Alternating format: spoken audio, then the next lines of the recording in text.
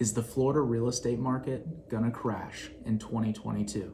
Stay tuned and find out.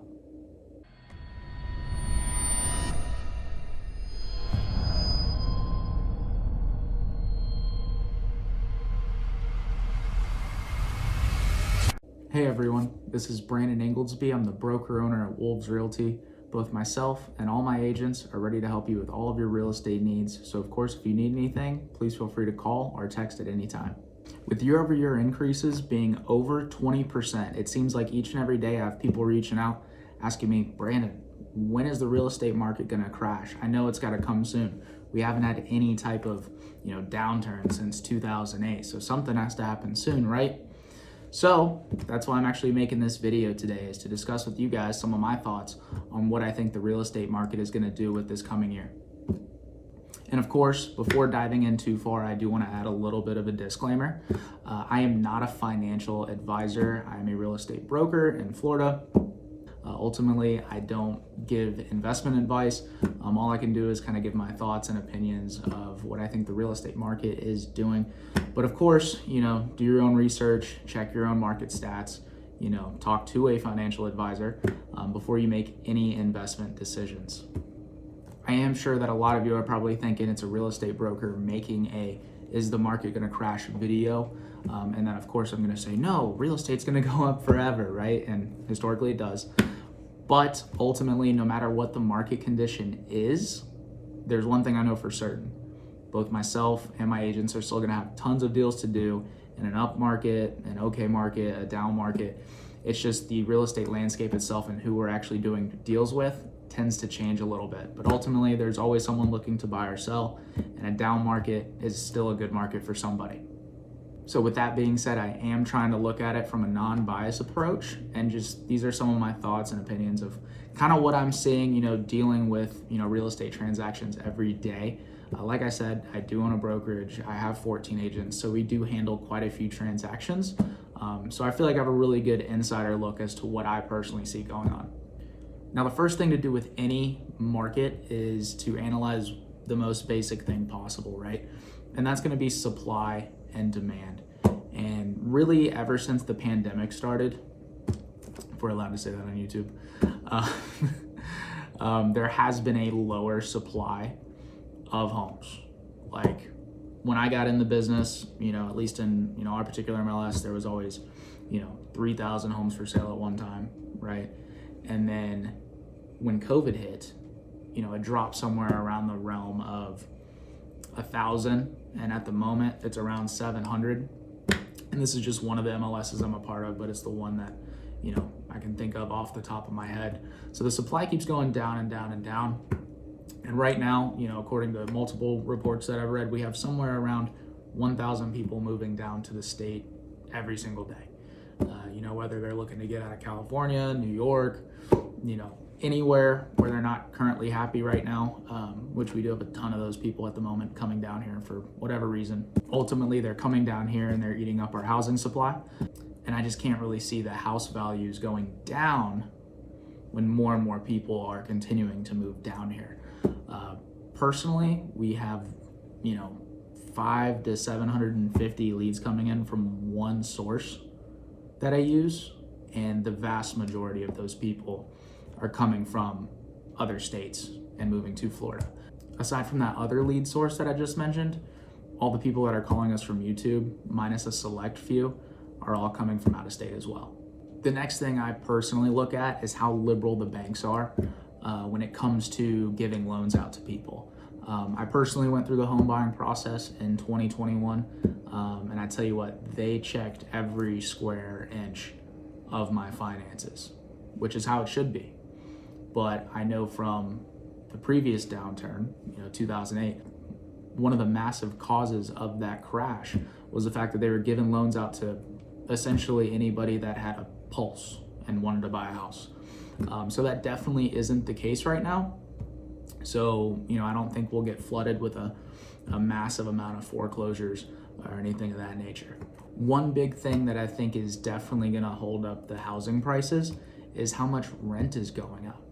I mean, stuff that was going for $1,500 a year or two ago is now going for $2,500. It's insane right now. And I don't see that slowing down either, which is going to keep, the sales price up on a lot of these properties. But one thing that I was thinking about that is going to come from these high rent prices, which is also going to hold up the prices, is these people that normally would be renters are finally going to look and say, $2,500 first month's rent, $2,500 last month's rent, $2,500 for a security deposit. As long as they know that there are better financing options than what a lot of people think is the only one, and that's 20% down, then, they may really start to consider getting into a single family home. I've gotten dozens of people into houses for, less than $8,000-9,000 out of pocket, provided that we negotiate some of the closing costs into it. It's really not that hard. So with that type of initial investment to move in somewhere, people can start getting these homes as long as they're, connecting with the right real estate agent. So with a lot of would-be renters possibly turning to buying, that's going to eat away at that supply even more.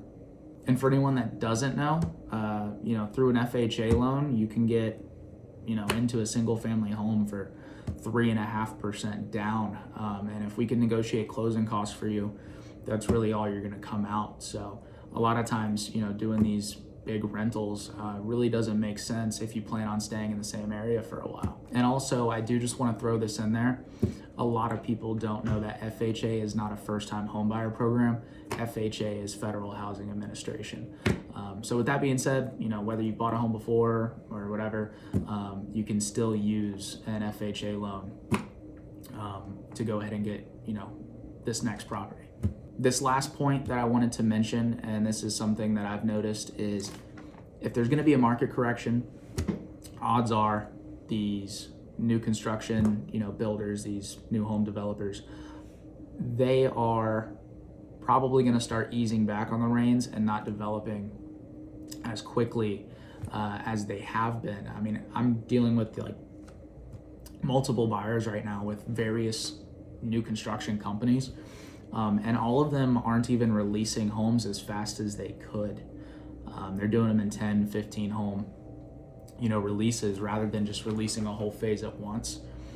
Because if they released the whole phase at once, they would all get sold in a very, very quick time, which is not something that's wanted. I mean, they wouldn't be able to keep up with construction with how quickly that they would sell out these phases if they did it that way.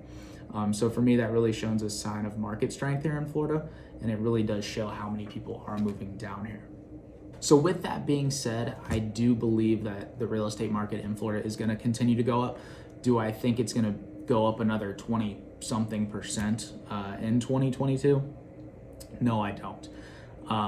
But based on my research, I do think that we will see, still double-digit gains this year. I'm not saying 15 or 17% or something like that, but I do think it will exceed the 10% mark, which is still, roughly 3 times, historical averages. So with that being said, if you are looking to get some property down here, I would consider going ahead and just pulling the trigger. Like I said, I'm in the business, and I bought, last year when everyone told me, oh, it's going to go down, it's going to go down. I bought last year, and I'm very happy that I did. And I would advise anyone looking to do the same. Even if, in a year and a half or something, we do have a small correction, and I do mean small and relative to something like 2008, then they're just going to bump the interest rates up so the payment's the same, unless you're paying cash, of course. So that is something to consider as well. But regardless of what I think or what anybody thinks, no one is able to accurately predict the market, 100% of the time or anything like that. So my question to all of you is what do you guys think is going to happen with the Florida real estate market in 22? I'd love to hear about it. I would love for you guys to put, your various responses down into the comment section. Let's kind of get a discussion going. I don't want any arguments, of course, but let's get a discussion going down there in the comments. I'd love to see your guys' thoughts and your opinions based on what I said, based on your own research. And as always, if this video provided any sort of value to you, you'd like to see some more content like this in the future, please go ahead and tap the subscribe button, the like button for this video. I would definitely appreciate that. And once again, my name is Brandon Ingoldsby. I am the broker and owner at Wolves Realty in Central Florida. If you have any questions at all, you're even thinking about maybe moving here or doing anything real estate related in the state, definitely feel free to reach out. All of my contact information is going to be down below. And of course, if you would like to look at any properties in the Central Florida area, click the link to my website below. It's definitely a great search platform for whatever you're trying to find. I look forward to seeing you guys in the next video.